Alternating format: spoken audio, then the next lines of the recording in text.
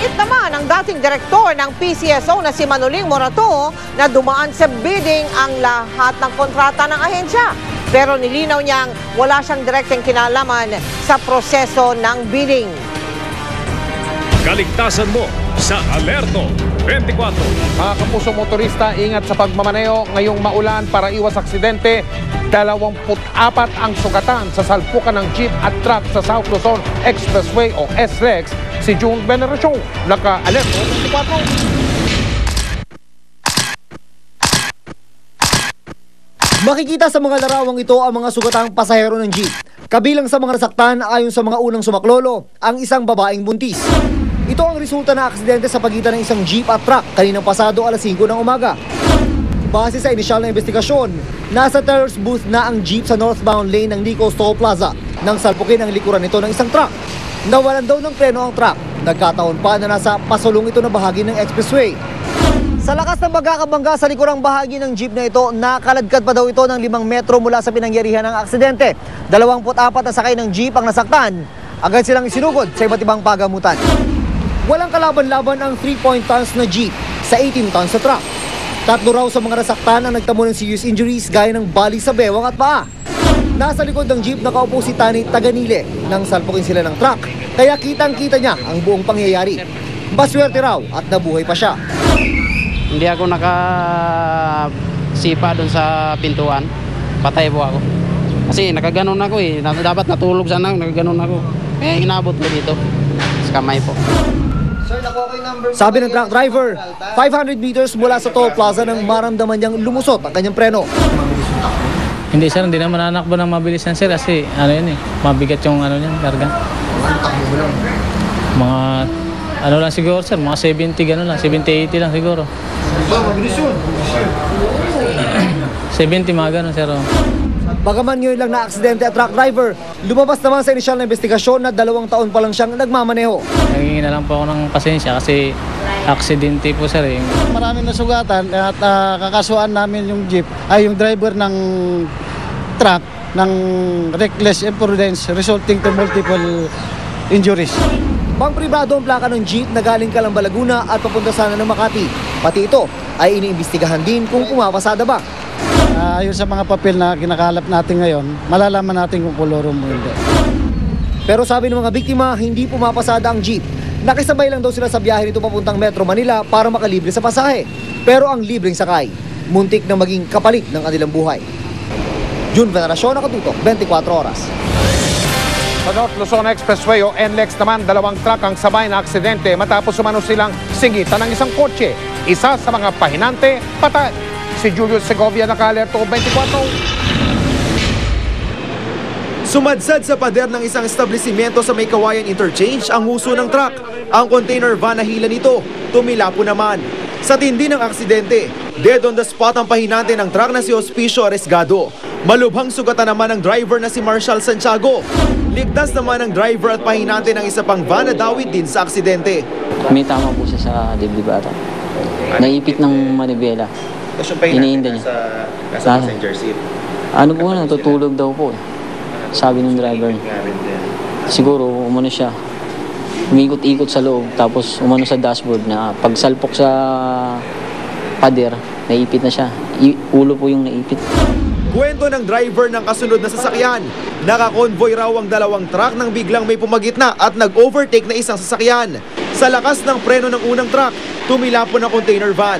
Ang ikalawang truck naman, gumewang-gewang hanggang sa rumampa sa steel barrier. Tumilapon ang container van at sumadsad pa sa pader ang uso nito. Sabi nung kasama ng pangalawang truck ko na inescortan, na may nag-overtake sa kanya na kotse, kaya yun yung iniwasan niya.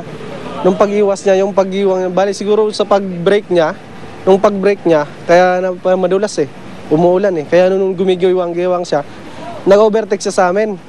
Pag-overtake niya, sa lakas ng takbo ng niya, kasi dapat mauna siya Nung pag-overtake niya, nag-7 yung ulo ng sasakyan.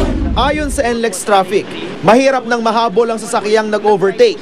Bukod sa hindi naman ito nahuli sa akto, di rin daw narehistro sa CCTV ang aksidente dahil madilim pa nang mangyari ito.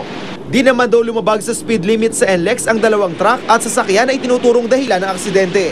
mag-ingat po sa pagmamaneho lalo na po pag umuulan dahil yung traction po ng gulong natin sa kalsada ay hindi po ganong kahigpit lalo na pag umuulan po tayo. Bahagyang bumigat ang daloy ng trapiko sa May Kawayan Interchange sa NLEX dahil sa aksidente. Julio Segovia, Nakalerto, 24 Oras. Pinahaagad ang ilang bahagi ng Malabon dahil sa pag-uulan kanina na sinabayan pa ng high tide. Kaya isang paaralan doon na nagsuspindi na ng panghapong klase. Mula sa Tonsuya sa Malabon, nakatutok si Susan Enriquez. Susan! Mel, dahil nga sa pinapangambahang malakas na ulan at high tide, batay na rin sa weather forecast, sinuspinde ang panghapong klase dito sa Tonsuya Elementary School sa Malabon. Bitbit na ng mga estudyante ang kanilang mga tsinelas at sapatos nang dumating kami sa Tonsuya Elementary School. Sinuspindi kasi ang panghapong klase sa pangambang magpatuloy ang malakas na ulan. Mula kaninang umaga, wala kasing tigil ang buhos ng ulan dito sa Malabon. At dahil sumabay pa ang high tide, mabilis ang naging pagtaas ng tubig. Kaya nagpasya na ang prinsipal ng Tonsuya Elementary School na suspindihin ang panghapong klase. Kasi kaninang umaga, ang taas ang tubig. Mula sa daan hanggang sa ground namin, abot na ang classrooms ng baha. So, ang sabi, we are expecting heavy rains this afternoon. So, we decided to recommend the suspension of classes para hindi na mabasa yung mga bata. Hindi po. Hindi ko po alam kasi pan 2 o'clock ho siya. May pasok ngayon kami pero uwian na po kami. Tumigil ang ulan ngayong hapon pero puno pa rin ng tubig ang compound ng paaralan. Wala man tigil sa paglimas, hindi mabilis ang paghupa ng tubig. Kaya ang kanilang solusyon, ang pagbomba sa tubig. So, pagka hindi na siya umulan, yung barangay namin, binigyan kami ng pang-sip-sip. So, sinisip-sip yan nung machine Oo. Tapos nakalawit yung tubo sa daan. Pero sabi ng prinsipal, mas mapalad pa sila kung tutuusin. Sa ibang lugar daw kasi, inaabot ng hanggang baywang ang tubig. Kung wala nang malakas na pag-ulan bukas, ay posibleng normal na ang pasok dito sa Tonsuya Elementary School dahil kung mayroon pa man tubig doon sa compound, tinitiyak ng prinsipal na ito ay ipapasipsip o ipabobomba dito sa mga barangay official sa Tonsuya, Malabon. Mel? Maraming salamat sa iyo, Susan Enriquez. Mga kapuso, wala na pong bagyo sa ating bansa pero magpapatuloy raw ang kalat-kalat na pag-ulan lalo na sa Luzon at Visayas. Nakatutok si Haji Rieta. Sa satellite image na ito makita na halos takpan na ng makapal na ulap ang buong bansa. Ayon sa Pag-asa, ito ang habagat o southwest monsoon na dahilan kung bakit nararamdaman natin ngayon ang mga kalat-kalat na pag-ulan. Hindi man daw malakas ang ulan, asahan naman daw na posibleng magtatagal ito. So, habagat pa rin ang patuloy na nakaka-apekto sa Luzon, Visayas kung saan magdadala ng mga pag-ulan at paghulo-pagidlat at medyo mga kalakasan natin nagdadala pa rin itong habagat. Ang buong Luzon, pati na rin daw ang Visayas ang nakakaranas ngayon ng mga pag-ulan. Tulad sa Pangasinan, Pampanga, ay kasi yung habagat talaga nagdadala ng maraming ulap Tsaka makakapal na ulap. Sabihin nyo na maraming ulan ang dala nun. Isang Marikina River sa mabilis tumaas ang tubig. Pero kanina, normal naman ang level ng ilog dito. Nitong nakalipas na bagyong Falcon, muntik nang umapaw ang ilog matapos ang malakas na buhos ng ulan. Kanina, kahit medyo masungit ang panahon, naabutan namin ang mga lalaking ito na namimingwit ng isda. Ito lang libangan namin. May huli man o wala, okay lang sa amin. Sa ngayon, ayon sa Pag-asa, wala pa naman raw namumuong bagyo o low pressure area. Pinalalahanang maging alerto, lalo ang mga nakatira sa mga bahaing lugar. Haji Rieta, nakatutok, 24 oras. Subalit, meron pong panibagong namumuong sama ng panahon sa bansa. Namataan po yan ng Pag-asa sa layong 1,180 kilometro sa silangan ng Luzon. Sa ngayon, ayon po sa Pag-asa, maliit pa ang posibilidad na maging bagyo ito. Posible pang araw itong malusaw. Masyado rin itong malayo ngayon para makaapekto sa anumang bahagi ng bansa. Hindi po ito ang nagpapaulan sa Luzon at sa Visayas, kundi ang hanging habagat. Harap po sa panibagong reklamong plunder o pandarambong ang dating chairman ng Philippine Amusement and Gaming Corporation of PAGCOR, pati na 40 iba pang mga tao. Iniyahin po ang reklamo ng kasalukuyang pamunuan ng PAGCOR. Nakatutok si Jamsi Santos. Hindi bababa sa 186 million pesos daw ang ginamit na pondo ng PAGCOR para sa Batang Iwas Droga o BIDA Foundation mula 2003 hanggang 2010. Base sa reklamong plunder na isinampa ng PAGCOR laban kay dating PAGCOR Chairman Efraim Genuino at 4 na pang individual. Ayon sa kasalukuyang pinuno ng PAGCOR, ginamit daw nila Genuino ang pondo ng ahensya para pasikatin ng BIDA Foundation na tumakbo bilang party list noong 2010 elections. Ano po yung mga pinaglagastos ng 186 million? Marami, no, katulad ng mga yung mga advertisements, mga t-shirt, pins, it's all parang political propaganda. Nabigo ang BIDA party list na makakuha ng posisyon sa Kongreso. Pero kung nanalo ito, ang una sanang papasok bilang kinatawan nito sa Kongreso ay ang anak ni Genuino na si Cheryl Genuino C, na isa rin sa mga nireklamo ng PAGCOR. Hindi ito ang unang reklamong isinampa laban sa dating pinuno ng PAGCOR. Noong June 14, naghain ng PAGCOR ng reklamong graft at malversation laban kay Genuino at iba pang dating opisyal ng ahensya para sa paggamit ng 26 na milyong piso para sa paggawa ng pelikulang Baler. Hiwalay na graft and corruption charges naman ang isinampa ng PAGCOR laban kay Genuino sa Office of the Ombudsman noong June 21. Para sa diretsong pagbigay ng PAGCOR ng 34 na milyong pisong funding assistance sa Philippine Amateur Swimming Association o PASA. Ginamit daw ng PASA ang pondo para bayaran ng Trace Aquatic Complex sa Los Baños, Laguna na ayon sa mga nagreklamo ay lumalabas na pagmamay-ari ng pamilya Genuino. Patuloy naman na kinukuha ng GMA News ang panig ni Genuino pero hindi ito sumasagot sa mga tawag.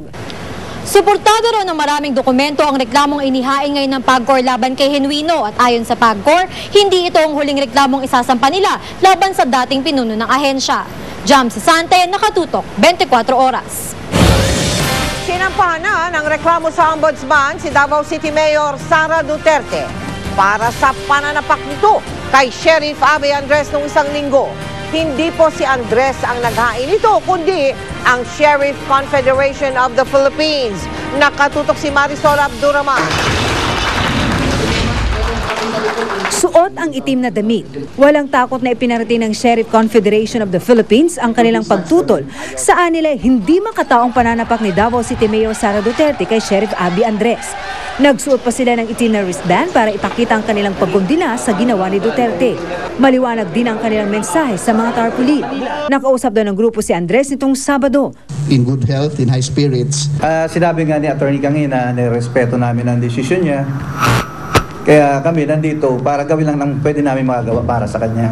Ayon pa sa grupo, dapat kasama nila si Andres kanina. Pero kahit di raw ito dumating, tuloy ang kanilang laban. We will not sit idly by and watch arrogant powers that be make a mockery of the court's writs and processes. Nagmotorcade din ng grupo para sama-samang isampa ang reklamong direct assault at grave misconduct laban kay Mayor Sara sa Ombudsman. Bago dumiretso sa Ombudsman, dumaan ang grupo sa DILG para personal sanang ipahayag ang kanilang panawagan kay Secretary Jesse Robredo. Pero dahil hindi sila naharap ng kalihim dahil nasa meeting daw ito, ibinigay na lang ng grupo ang kopya ng kanilang manifesto. Full force pa rin sila pagdating sa Ombudsman. Direct assault against Mayor Sara Duterte. Thank you. Thank you very much. Bagamat hindi mismo si Abby ang nagsampa ng reklamo dito sa Ombudsman, tiwalang Sheriff's Confederation of the Philippines na susuportahan sila ni Abby dahil ito raw mismo ang tiniyak sa kanila ng kanilang kabaro. Handa naman daw si Mayor Sara na harapin ang resulta ng ginawa nito ayon sa amang si Vice Mayor Rodrigo Duterte. Ibinalik pa nga nito kay Sheriff Andres ang sisi kung bakit nagkaroon ng sapakan. He was not supposed to be there and started to demolish. Bukas, nakatakda ng bumalik sa opisina ang nag-leave na si Mayor Sara Duterte. Marisol Abduraman, Nakatutok, 24 Oras.